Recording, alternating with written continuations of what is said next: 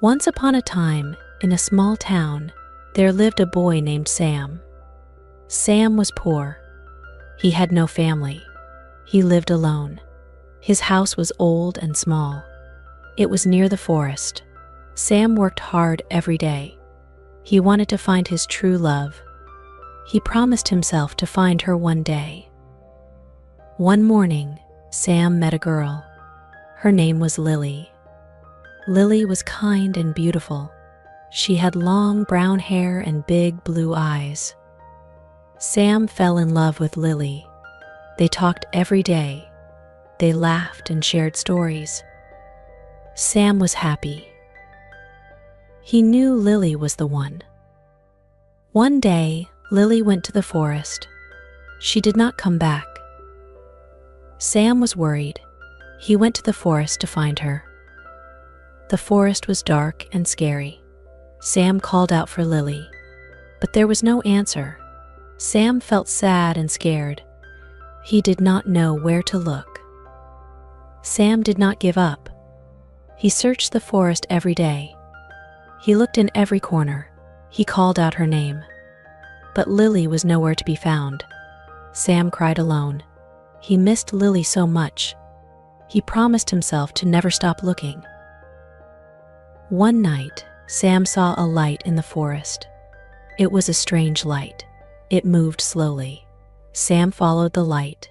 The light led him to an old house. The house looked haunted. It was dark and cold.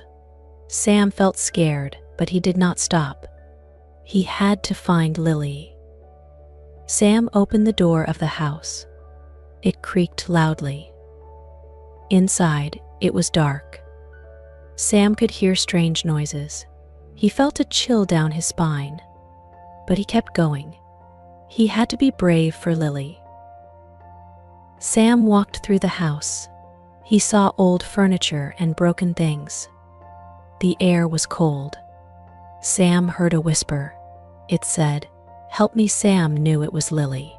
He followed the whisper. It led him to a dark room. Sam opened the door of the room. Inside, he saw Lily. She was tied to a chair. She looked scared and weak. Sam ran to her. He untied her. Lily hugged Sam and cried. She was so happy to see him. Suddenly, the door of the room slammed shut. The room was dark. Sam and Lily could not see anything. They heard a loud noise. It was like a growl. Sam held Lily's hand. He told her not to be afraid. The noise got louder. It was coming closer. Sam and Lily saw a shadow. It was big and scary. The shadow moved towards them. Sam knew they had to escape. He looked for a way out. He saw a window. It was small, but they could fit through. Sam and Lily climbed out of the window. They ran as fast as they could. The shadow followed them. It was close. Sam and Lily ran through the forest. They did not stop. They could hear the shadow behind them. It was getting closer. Sam saw a light ahead. It was their town. They ran towards the light. The shadow was still behind them. But they did not stop. They reached the town. The shadow disappeared. Sam and Lily were safe. Sam took Lily to his house. He gave her food and water. Lily was weak, but she felt better. She told Sam what happened. She was taken by a strange man. He locked her in the haunted house. She did not know why. She was scared and alone. She cried every day. But she never lost hope. Sam promised to protect Lily. He stayed with her all the time. They were happy together. But Sam knew they were not safe. The strange man was still out there. He could come back. Sam had to find him and stop him. Sam and Lily made a plan. They would go back to the haunted house. They would find the strange man. They would stop him. They knew it was dangerous, but they had to do it. They could not live in fear. One night, Sam and Lily went back to the haunted house. They were scared, but they were brave. They had each other. They entered the house. It was dark and cold. They heard strange noises, but they did not stop. They had to find the strange man. They searched the house. They looked in every room. They called out for the strange man, but there was no answer. Sam felt frustrated. He did not know where to look. Suddenly, they heard a noise. It was coming from the basement. Sam and Lily went to the basement. It was dark. They could not see anything. Sam found a light switch. He turned on the light. They saw the strange man. He was sitting in a chair. He looked old and tired. Sam and Lily walked towards him. The man looked at them. He did not move. Sam asked him why he took Lily. The man did not answer. He just stared at them. Sam felt angry. He wanted to know the truth. The man finally spoke. He said he was sorry. He said he was lonely. He lost his family a long time ago. He took Lily because he wanted someone to talk to. He did not want to hurt her. He just wanted a friend. Sam felt sad for the man. He understood his pain, but what he did was wrong. Sam told the man to leave the town. He told him never to come back. The man agreed. He said he was sorry again. He left the house and never came back. Sam and Lily were safe. They went back to their town. They were happy. They had each other. They knew they could face anything together. Sam promised to always protect Lily. Lily promised to always love Sam. They lived a simple life. They worked hard every day. They were poor, but they were happy. They knew love was the most important thing. They never forgot their promise to each other. Years passed. Sam and Lily grew old. They still lived in the small house. They still loved each other. They had many happy memories. They remembered the hard times. They remembered the scary moments. But they were strong. They never gave up. One day, Sam looked at Lily. He saw her big, blue eyes. He remembered the first time he saw her. He felt the same love. He knew he was lucky to have her. He held her hand and smiled. Lily smiled back. They were happy. Sam and Lily lived a long and happy life. They faced many challenges. They had many scary moments, but they never gave up. They always had each other. They knew love was the strongest thing. It could overcome anything. In the end, Sam and Lily were together. They were happy. They had a simple life, but it was filled with love. They knew that was all they needed. They never forgot their promise. They loved each other forever.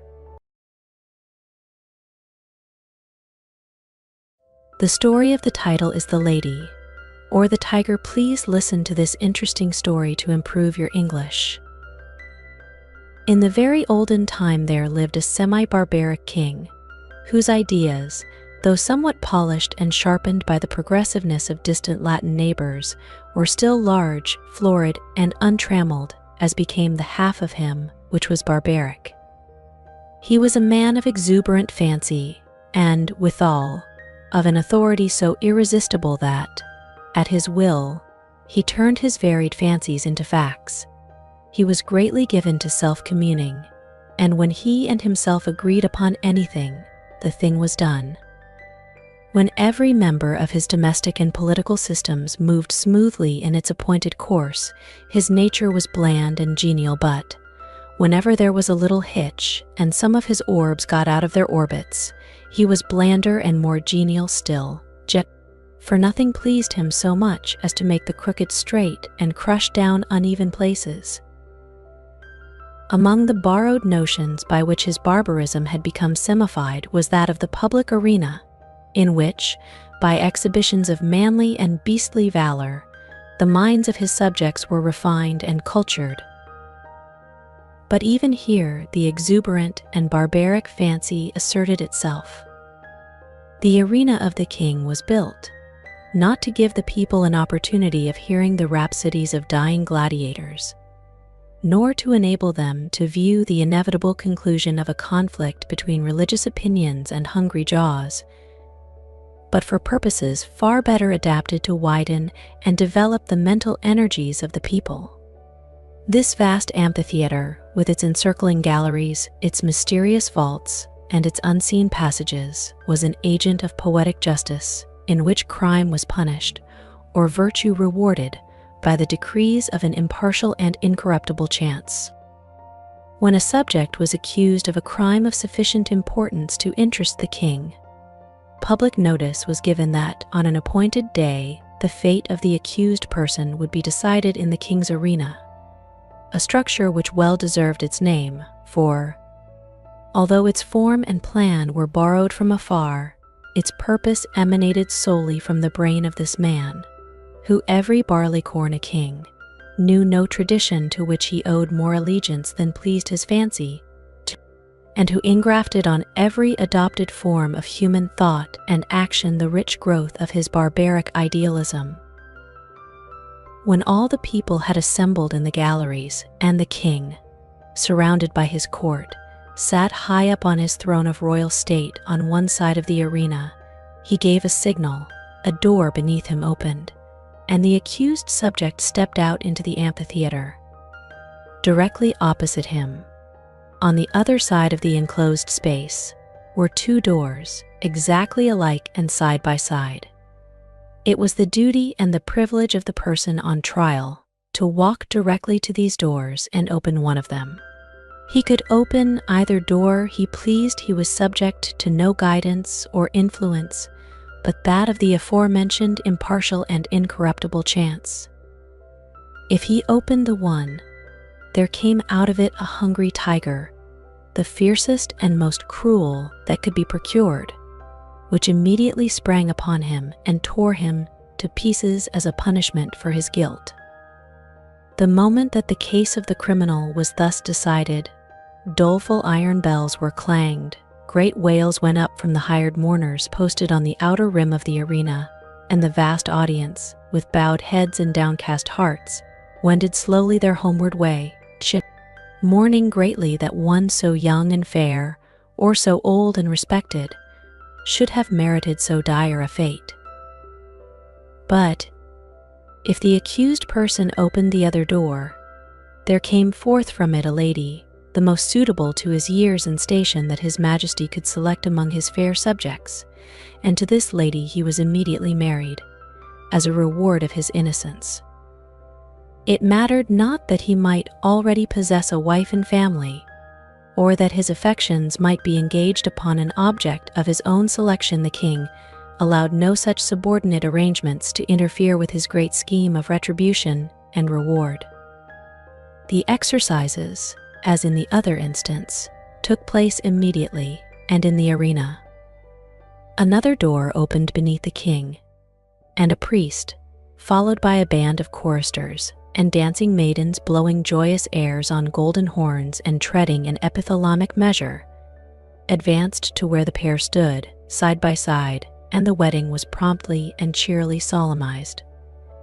Then the gay brass bells rang forth their merry peals, the people shouted glad hurrahs, and the innocent man, preceded by children strewing flowers on his path, led his bride to his home. This was the king's semi-barbaric method of administering justice. Its perfect fairness is obvious. The criminal could not know out of which door would come the lady he opened either he pleased, without having the slightest idea whether, in the next instant, he was to be devoured or married. On some occasions the tiger came out of one door, and on some out of the other. The decisions of this tribunal were not only fair, they were positively determinate. The accused person was instantly punished if he found himself guilty, and, if innocent, he was rewarded on the spot, whether he liked it or not. there was no escape from the judgments of the king's arena. The institution was a very popular one. When the people gathered together on one of the great trial days, they never knew whether they were to witness a bloody slaughter or a hilarious wedding. This element of uncertainty lent an interest to the occasion which it could not otherwise have attained. Thus, the masses were entertained and pleased, and the thinking part of the community could bring no charge of unfairness against this plan, for did not the accused person have the whole matter in his own hands? This semi-barbaric king had a daughter as blooming as his most florid fancies, and with a soul as fervent and imperious as his own. As is usual in such cases, she was the apple of his eye, and was loved by him above all humanity. Among his courtiers was a young man of that fineness of blood and lowness of station common to the conventional heroes of romance who love royal maidens. This royal maiden was well satisfied with her lover, for he was handsome and brave to a degree unsurpassed in all this kingdom, and she loved him with an ardor that had enough of barbarism in it to make it exceedingly warm and strong. This love affair moved on happily for many months, until one day the king happened to discover its existence. He did not hesitate nor waver in regard to his duty in the premises. The youth was immediately cast into prison, and a day was appointed for his trial in the king's arena. This, of course, was an especially important occasion, and His Majesty, as well as all the people, was greatly interested in the workings and development of this trial. Never before had such a case occurred, never before had a subject dared to love the daughter of the king. In after years such things became commonplace enough, but then they were in no slight degree novel and startling. The tiger cages of the kingdom were searched for the most savage and relentless beasts, from which the fiercest monster might be selected for the arena. And the ranks of maiden youth and beauty throughout the land were carefully surveyed by competent judges in order that the young man might have a fitting bride in case fate did not determine for him a different destiny. Of course, everybody knew that the deed with which the accused was charged had been done. He had loved the princess, and neither he, she, nor anyone else thought of denying the fact, but the king would not think of allowing any fact of this kind to interfere with the workings of the tribunal, in which he took such great delight and satisfaction. No matter how the affair turned out, the youth would be disposed of, and the king would take an aesthetic pleasure in watching the course of events, which would determine whether or not the young man had done wrong in allowing himself to love the princess. The appointed day arrived. From far and near the people gathered, and thronged the great galleries of the arena, and crowds, unable to gain admittance, massed themselves against its outside walls. The king and his court were in their places, opposite the twin doors, those fateful portals, so terrible in their similarity. All was ready. The signal was given. A door beneath the royal party opened, and the lover of the princess walked into the arena. Tall, beautiful, fair, his appearance was greeted with a low hum of admiration and anxiety. Half the audience had not known so grand a youth had lived among them. No wonder the princess loved him. What a terrible thing for him to be there. As the youth advanced into the arena, he turned, as the custom was, to bow to the king, but he did not think at all of that royal personage. His eyes were fixed upon the princess, who sat to the right of her father. Had it not been for the moiety of barbarism in her nature, it is probable that lady would not have been there, but her intense and fervid soul would not allow her to be absent on an occasion in which she was so terribly interested. From the moment that the decree had gone forth that her lover should decide his fate in the king's arena, she had thought of nothing, night or day, but this great event and the various subjects connected with it. Possessed of more power, influence, and force of character than anyone who had ever before been interested in such a case. She had done what no other person had done. She had possessed herself of the secret of the doors. She knew in which of the two rooms that lay behind those doors stood the cage of the tiger with its open front, and in which waited the lady. Through these thick doors, heavily curtained with skins on the inside, it was impossible that any noise or suggestion should come from within to the person who should approach to raise the latch of one of them. But gold, and the power of a woman's will, had brought the secret to the princess. And not only did she know in which room stood the lady ready to emerge, all blushing and radiant, should her door be opened, but she knew who the lady was. It was one of the fairest and loveliest of the damsels of the court, who had been selected as the reward of the accused youth, should he be proved innocent of the crime of aspiring to one so far above him, and the princess hated her. Often had she seen or imagined that she had seen this fair creature throwing glances of admiration upon the person of her lover, and sometimes she thought these glances were perceived, and even returned. Now and then she had seen them talking together. It was but for a moment or two, but much can be said in a brief space. It may have been on most unimportant topics, but how could she know that? The girl was lovely, but she had dared to raise her eyes to the loved one of the princess, and, with all the intensity of the savage blood transmitted to her through long lines of holy barbaric ancestors, she hated the woman who blushed and trembled behind that silent door. When her lover turned and looked at her, and his eye met hers as she sat there, paler and whiter than anyone in the vast ocean of anxious faces about her, he saw, by that power of quick perception which is given to those whose souls are one, that she knew behind which door crouched the tiger, and behind which stood the lady. He had expected her to know it. He understood her nature, and his soul was assured that she would never rest until she had made plain to herself this thing, hidden to all other lookers-on, even to the king. The only hope for the youth in which there was any element of certainty was based upon the success of the princess in discovering this mystery, and the moment he looked upon her, he saw she had succeeded, as in his soul he knew she would succeed.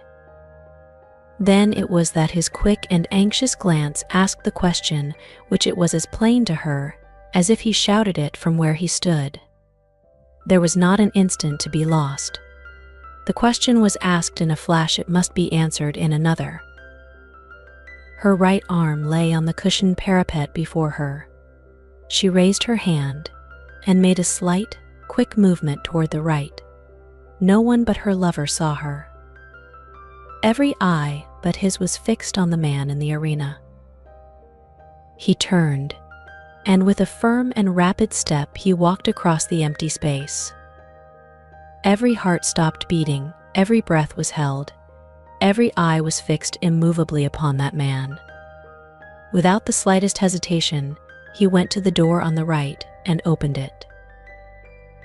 Now, the point of the story is this: did the tiger come out of that door, or did the lady?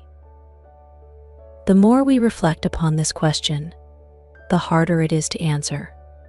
It involves a study of the human heart, which leads us through devious mazes of passion, out of which it is difficult to find our way. Think of it, fair reader, not as if the decision of the question depended upon yourself, but upon that hot-blooded, semi-barbaric princess, her soul at a white heat beneath the combined fires of despair and jealousy. She had lost him, but who should have him?